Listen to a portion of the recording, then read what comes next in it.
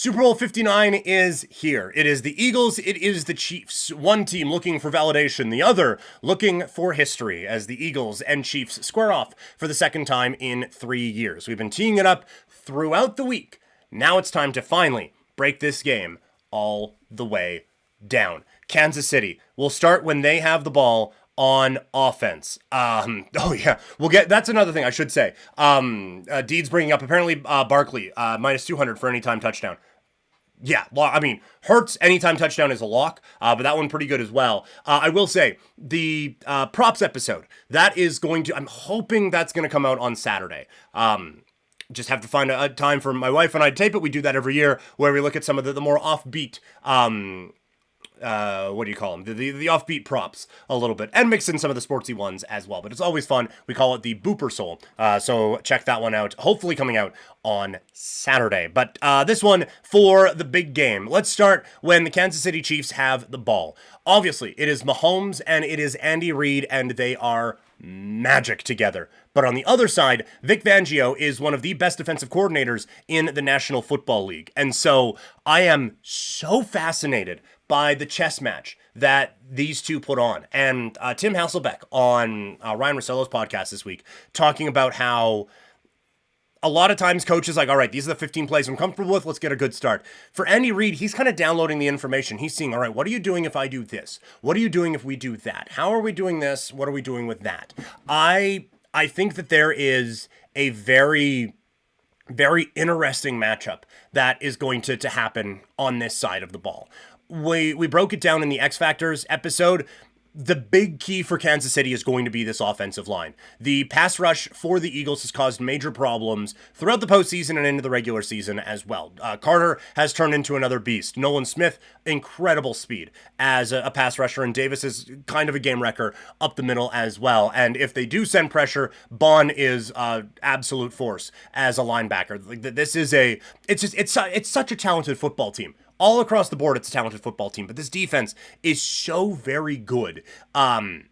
The one thing, and I heard this, it was just name dropping a bunch of podcasts this week, but the Bet the Board podcast, they were talking about how one area that Philadelphia struggles in is in two tight end sets. They are in the 20s in the NFL when it comes to EPA per drop back against two tight ends. And so that could be a real weapon for Kansas City with obviously Travis Kelce, one of the great tight ends of all time, and Noah Gray, who has really emerged as a trustworthy option for the Kansas City Chiefs this season. I think that those are two guys who could have a real role in this offense in a way that the Eagles, it's really the only way the Eagles have struggled this season. So it's going to be such a fun chess match to see how this all comes together and if that is really going to be the difference maker here. Obviously, one of the keys is those when Mahomes is using his legs, it can't kill you if you're Philadelphia. It feels like it kills you every time. It can't kill you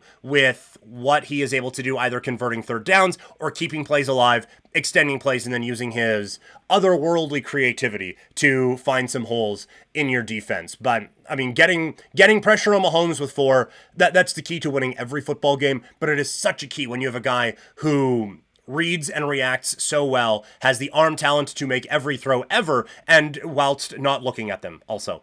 It's a tough nut to crack, sorry. And that's why so few have been able to do it. What about when Philadelphia has the football? It is all about Saquon Barkley. Deed's mentioning, apparently he is minus 200 for an anytime touchdown. If he is unstoppable, this team is very difficult to beat.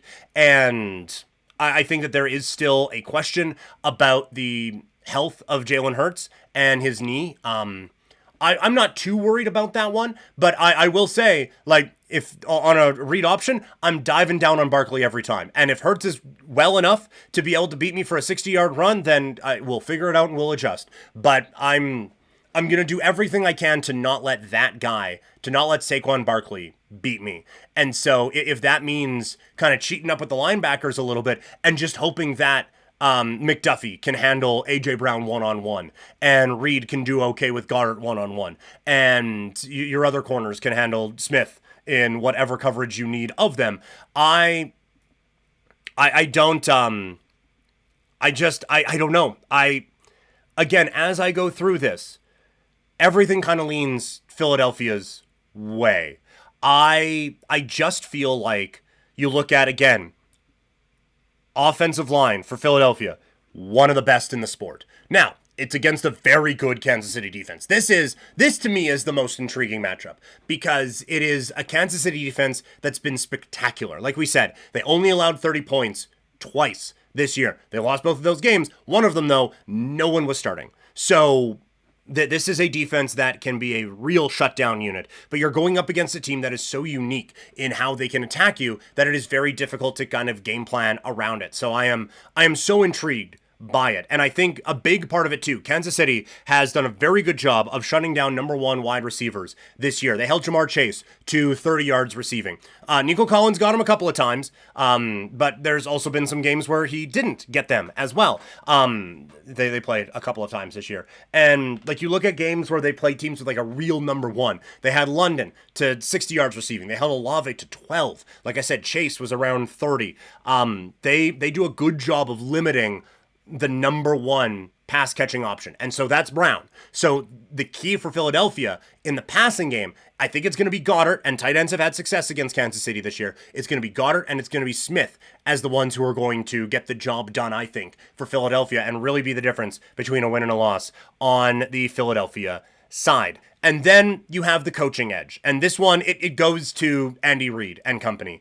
Spagnuolo, it just seems like whether it's offense or defense, Reid and Spagnuolo have the perfect call at the perfect time to perfectly mess up anything that you are doing. They are just, there's no other way of putting it. They're wizards in these spots, in these big moments. For Andy Reid, they do such an amazing job of scheming one guy open in the biggest moments of these games with plays that you haven't seen in a really long time. And defensively with Spags, you know the pressure is coming, and sometimes, like it's the wire, sometimes who you are is enough.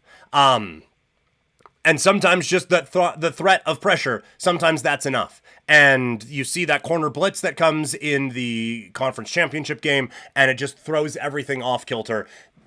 They just do such an amazing job of having the right play at the right time to mess up with everything that you are doing. And so I have to give them the edge. Deeds, if Brown is covered, I wonder if you see a dump pass to Barkley. That's going to be another thing. How involved in the pass game is Saquon Barkley is going to be a very big part of this as well. Like you said, if they are taking Brown away, maybe that is an option as well. They have options, right? Like they have a plethora of options out there to really be able to dice teams up with. And I do wonder as well if they can time it right and there is a classic Spags blitz coming and you just dump a screen to Barkley, it's over. It's done. And he's going for a touchdown there. So what is the counterpunch in this game and what are the adjustments? I know sometimes we can overrate adjustments, especially in football, but what are the adjustments? I think that's going to be a really, really interesting thing to see. We've been talking about this game for 2 weeks. And I mean, I kind of hinted at it on the Thursday episode. You look at almost all of the boxes. And when we did the draft, it went Philadelphia's way, 10-9, with the offensive line just being one unit, kind of skewing that a little bit. But they have such a complete team, and they are well coached. And Vic Fangio is a very good defensive coordinator. And Sirianni has at least redeemed himself as a coach in this way. It's those guys. Right? Like you look at so many different areas of this game and Philadelphia has the edge, but the two biggest in the sport are coach and quarterback. And the Chiefs have the best to ever do it as their quarterback in terms of talent. I know resume, whatever, but the most talented guy to ever do it at quarterback and one of the best to ever do it as their coach. And honestly, I picked against them last week and it was miserable. I'm not doing that again. If I'm wrong, I'm going to be wrong on the two-time defending champions. So give me the Kansas City Chiefs to win this game. And I'll take the -1 at this point, but I'll be keeping an eye on that. And if it jumps over on the Philly side at all, we'll be hopping on some pluses there as well for Kansas City. But the official Super Bowl pick is in, and it's the Kansas City Chiefs. And Deeds is taking Philly. So there, we're split. So either way, the Twitch stream got it right on this Thursday recording into the Friday podcast.